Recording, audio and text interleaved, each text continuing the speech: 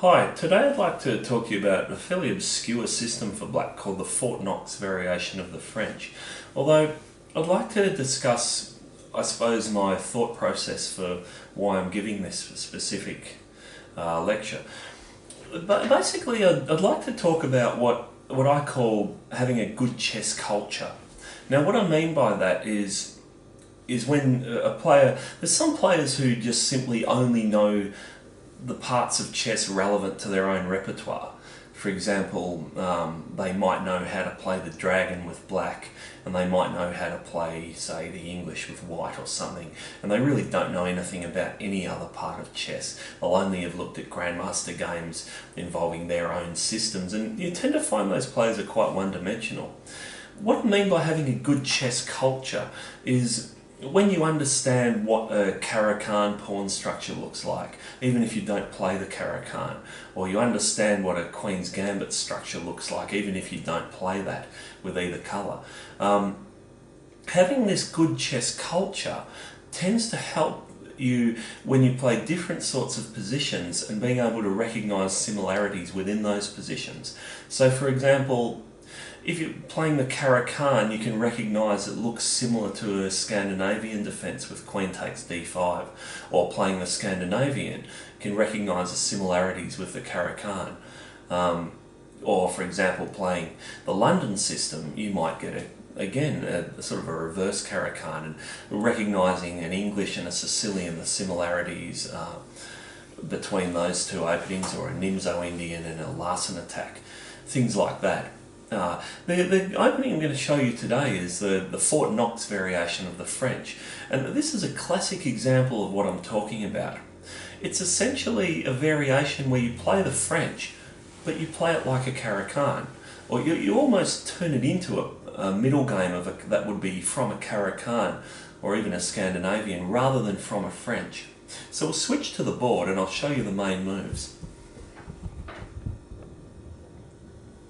Of course, the French starts. The French is e4, e6, d4, d5, and you get your Caro-Kann advocates and your French advocates always having this fight over which is the better of the two openings. And the French advocates will say in the main line of the Caro-Kann you give away the centre, whereas the Caro-Kann advocates will always be going on about this bad bishop in the French.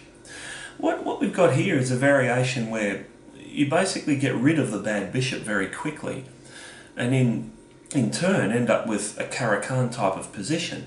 Now, I'm not saying that this opening is the big thing which is going to put e4 out of business or anything like that.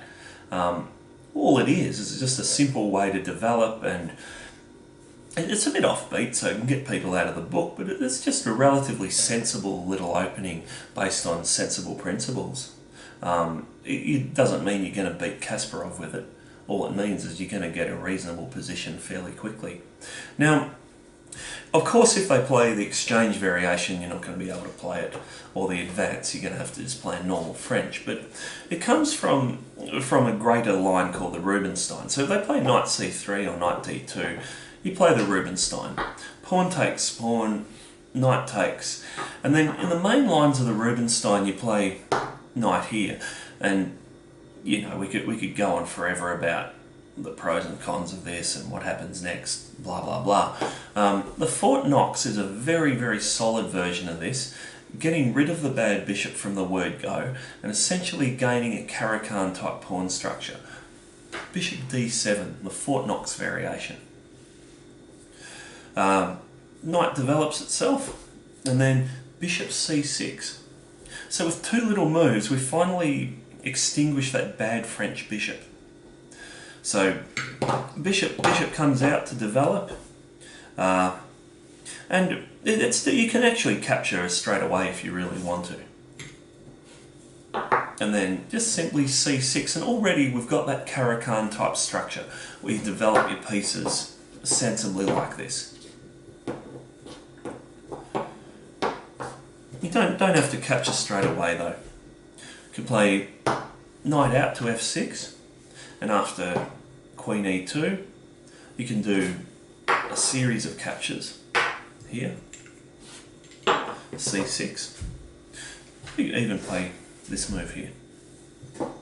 Again though, we're basically getting that Caro-Kann type structure.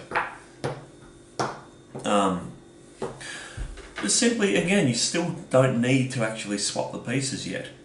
You play knight d7 first. You know, white might decide to castle or play c3, for example. You know, bishop here, etc.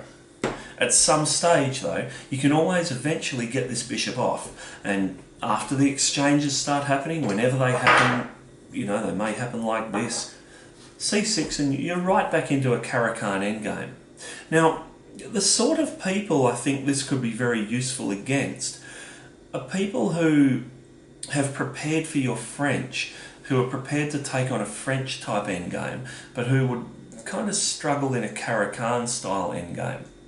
Maybe someone who plays the Panov variation for white, or someone who's playing e4 against you who doesn't normally play e4 might struggle with this a little bit for white. As I said at the start, it's not a system which is going to guarantee that you're going to win every tournament game you ever play with it. But you're going to get a basically solid position, such as this one, where you're going to get into an ending with a good fighting chance, and you're going to play the position on its merits. You probably won't win every game with it, but, well, you probably won't win every game of chess you ever play anyway. So I think it's a good, solid system, and I think you'll do fairly well with it. Thank you. That would